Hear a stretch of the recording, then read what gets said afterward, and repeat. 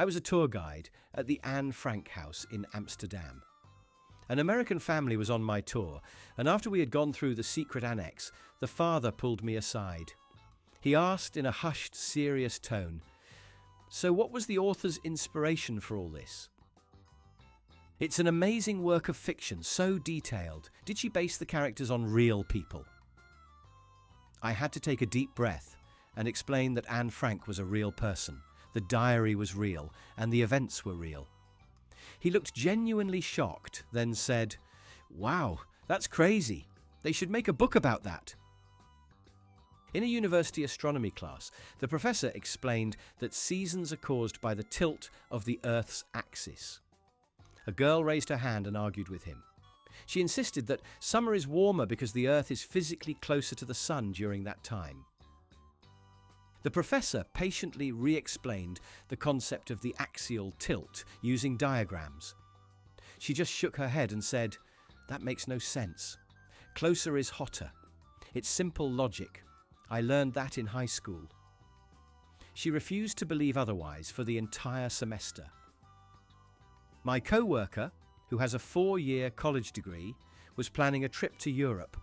She showed me her itinerary, which had her flying into London, then taking a day trip by train to see the pyramids in Egypt. I stared at her, thinking she was joking. She was not.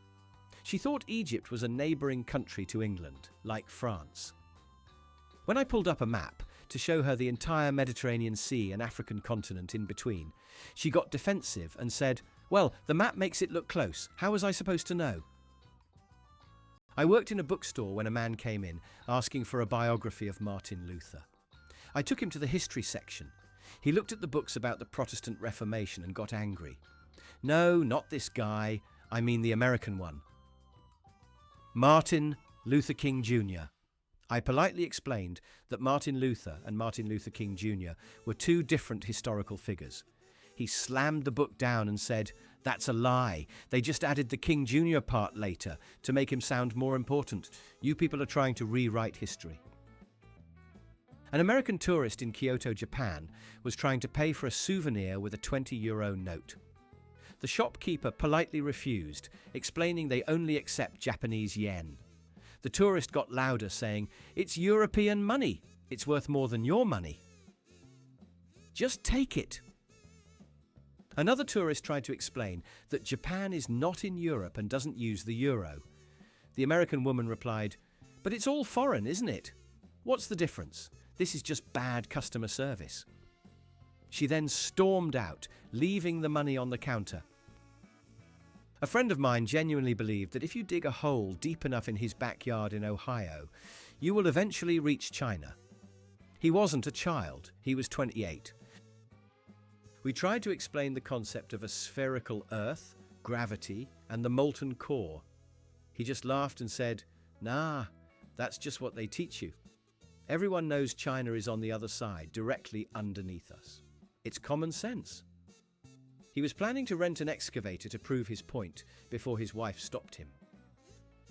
During a company meeting, our boss mentioned that our new client was based in Portugal. My American manager, a man in his 50s, chimed in, "Great!" My high school Spanish should come in handy then. Our Portuguese colleague gently corrected him. "We speak Portuguese in Portugal." Our manager replied with a dismissive wave of his hand, "Spanish Portuguese. It's basically the same dialect. They'll understand me just fine." The colleague just stared at him in disbelief. I was at a pub in Sydney, Australia with an American I had just met.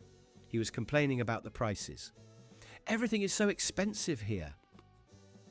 A beer costs $10. I explained that it was 10 Australian dollars, which was about $7 US. He looked at me, completely baffled, and said, "What do you mean? A dollar is a dollar. Are you telling me your money is fake or something?" I spent the next 10 minutes trying to explain exchange rates to a grown man. A woman on a flight to Rome was very concerned. She asked the flight attendant, "I heard that in Italy you all still use Roman numerals for everything. How am I supposed to read the prices or my hotel room number?" The flight attendant, trying not to laugh, assured her that Italy uses the same Arabic numerals as the rest of the world.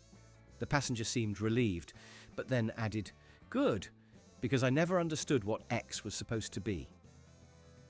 My roommate in college was convinced that vegetarians secretly ate meat because you can't get protein from plants. She argued that protein was an animal chemical and that things like beans and tofu were just plant-shaped water.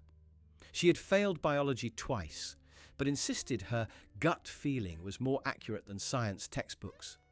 She would often try to sneak bacon into my salads to save me from protein deficiency. An American tourist at the Vatican asked a Swiss guard, "Excuse me, can you tell me what time the Pope does his little magic show?" The guard, stone-faced, replied, "Ma'am, are you referring to the papal mass?" She said, "Yeah, that thing where he turns the cracker into a guy's body. What time is the show?" The guard just pointed towards St. Peter's Basilica and walked away without another word. I had a co-worker who thought that every country in the world had a president who was basically like our president, but for their country. When the Queen of England died, he was genuinely confused. He asked, "So who is the President of England now? Did they vote for Charles? I don't remember seeing that on the news." We had to explain the concept of a constitutional monarchy to him, and he just said it sounded inefficient and old-fashioned. While visiting a beautiful ancient cathedral in Spain, I overheard an American teenager tell her mum, "This is cool, but it's kind of a rip-off of the church at Disneyland. They even copied the stained glass windows." Her mother nodded and added, "Disney's is better. It has air conditioning." They were standing in the middle of the 13th century Burgos Cathedral. A guy I worked with was trying to get a passport for the first time. He was complaining about the process. "I don't see why I need to prove I'm a citizen. I was born here. My birth certificate should be my passport." He then added, "Besides, I'm only going to Mexico. That's basically South America, and we own that, right? Monroe Doctrine." He had conflated a 19th century foreign policy doctrine with direct ownership of two continents. An American student in my international finance class in London was furious about learning about currencies other than the USD. He said, "Why do we have to learn about the yen and the euro? The dollar is the world's reserve currency. Everyone else should just learn our system. This is a waste of time." He genuinely believed that all international business was, and should be, conducted exclusively in US dollars. I was on a bus in Vancouver, Canada, when an American tourist loudly complained to his wife, "I can't believe they put French on all the signs here. This is North America. We speak English. It's disrespectful to the tourists." His wife added, "They're probably just trying to be fancy." They were in a country with two official languages, one of which is French. My aunt believes that wind turbines are causing global warming because they use up all the wind. Her logic is that the wind is supposed to blow the heat away, but the turbines are catching it all, which makes the planet hotter. She also thinks they are making the Earth spin slower. She saw it in a Facebook post and now shares it as a scientific fact at every family gathering. A customer at the tech support desk I worked at was angry because his new laptop, which he bought in the US, came with a charger that didn't fit the outlets in his hotel in Germany. He said, "This is a defective product. A travel laptop should come with a plug that works everywhere. America sets the standard, so all countries should be using our plugs. This is a scam." An American couple at a cafe in Vienna, Austria, were trying to order. The man, very slowly and loudly, said to the waiter, "Do you have any kangaroos?" The waiter was confused. The man's wife explained, "We're in Austria, honey. We want to try the local food." They had confused Austria with Australia and were dead serious about wanting to eat kangaroo for lunch. A girl in my literature class thought that William Shakespeare was a made-up person, like a brand name. She believed that a secret committee of old writers wrote all the plays and poems and just put the name Shakespeare on them to sell more books. She said her evidence was that no single person could possibly be that smart or write that much.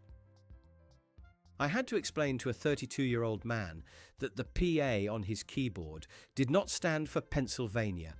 He was trying to write a report and was getting frustrated that every time he tried to type the abbreviation for the state, his computer would just pause the music he was listening to. He thought his keyboard was specifically programmed to dislike his home state. An American tourist at Stonehenge asked the guide, "So, this is obviously a replica, right? Where do they keep the real one?" The guide explained that this was the real 5,000-year-old monument. The tourist scoffed and said, "No way. You can't just leave something that old outside in the rain. In America, we'd have it in a climate-controlled museum. This is just irresponsible." My former boss was convinced that the moon landing was faked. His proof?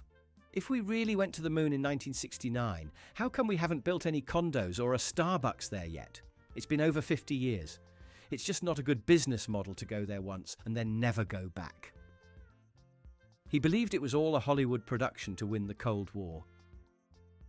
A woman I went to college with thought that organic food meant it was made with organs. She refused to buy anything with the organic label because she was a vegetarian and thought it contained ground-up animal parts. She was studying to be a nutritionist. Overheard at a hotel in Hawaii. A tourist was complaining at the front desk that her GPS wasn't working. "It keeps telling me to drive into the ocean to get back to California. Why would you sell a map that's broken?" The receptionist had to gently explain that Hawaii is a chain of islands in the middle of the Pacific Ocean, and you cannot, in fact, drive there from the mainland. An American on a business trip to India was shocked and appalled that there were cows wandering the streets. He told our Indian colleague, "This is so unsanitary and unprofessional. Why don't you guys just eat them? In Texas, a cow that big would be a dozen steaks by now. It's a complete waste of resources." He could not comprehend the cultural and religious significance. A guy on a first date told me he was a history buff. He then proceeded to tell me that the American Civil War was fought to free the pyramids from the British. I think he somehow combined the Civil War, the Revolutionary War, and ancient Egypt into a single nonsensical event. I did not go on a second date. My roommate was trying to cook pasta, and the instructions said to boil the water. He put a pot of water in the microwave for 10 minutes, then poured the dry pasta into the hot water and served it. When I asked him why it was crunchy, he said, "I don't know, I boiled the water just like it said. This pasta is broken." He did not own a stove because he thought microwaves did the same thing but faster. An American tourist in Iceland was looking at the northern lights. He turned to his friend and said, "It's beautiful, but it's a bit unprofessional. They should really schedule it to happen earlier, like at 8 p.m. Staying up this late is messing with my sleep schedule." He seemed to think the aurora was a man-made light show put on for tourists. A woman in my office was confused about her heritage. She said, "My DNA test said I'm 10% Italian, but I've never even been to the Olive Garden." She thought the restaurant chain was the official embassy or cultural centre of Italy in the United States. I was working at a call centre for a Canadian company. An American called in, furious that he had to press 1 for English. He yelled, "This is an outrage! This is North America! English should be the default! I shouldn't have to choose it! I'm going to report you to the president!" I tried to explain it was a Canadian company, which only made him angrier. A student in my art history class, during a lecture on Vincent van Gogh, asked if he was so poor that he couldn't afford food, why didn't he just sell one of his paintings? The professor tried to explain the concept of an artist not being famous or valued until after their death, but the student just couldn't grasp it. "But they're worth millions now," she kept repeating. My neighbour believes that squirrels are not real animals. He thinks they are government-installed cameras designed to spy on people. His evidence is that you never see a baby squirrel, and they move too fast and jerky like a robot. He spends his weekends trying to catch one to dismantle it and expose the truth. An American tourist at the Great Wall of China asked the guide, "How long did it take the Mexicans to build this?" The guide, confused, said, "The Chinese built the wall." The tourist replied, "Oh, I thought Trump hired the Mexicans to build all the Great Walls. My mistake." A guy I knew was trying to lose weight. He told me he was on a new diet where he only ate negative calorie foods. His list included celery, lettuce, and a double cheeseburger. His reasoning for the burger was, "It makes me so happy that the happiness burns off all the calories and then some." It's basic emotional science. A woman at a farmer's market was arguing with a vendor because his sign said local honey. She insisted that all honey comes from bees, not from a location. "Bees are insects, not a town," she shouted. "You can't call it local unless it was made by people who live here. This is false advertising." My cousin was adamant that World War I was a sequel to World War II. His logic was that you always make the sequel better, so you call it Part 2. Then if you make a prequel, you call it Part 1. So they had WW2 first, and then they made the prequel, WWI. He had a degree in business administration. An American exchange student in Italy was complaining about the coffee. "Why are the cups so small?" I asked for a large coffee, and they gave me this tiny thing. I explained it was an espresso. He said, "I don't care what it's called. In America, a large coffee is a bucket you can sip on for an hour. This is a rip-off. It's barely one sip." A man on the subway was telling his friend that he doesn't believe in germs. He said, "It's a scam invented by soap companies. If you can't see it, it can't hurt you. I never wash my hands and I'm perfectly healthy. It's called having a natural immune system." He then proceeded to lick the subway pole to prove his point. I had to explain to my 26-year-old sister that she couldn't get pregnant from a swimming pool. She was worried because a boy she liked was in the same pool. She thought that's what swimmers meant in a biological context. Our mother had apparently told her this to scare her, and she had believed it her entire life.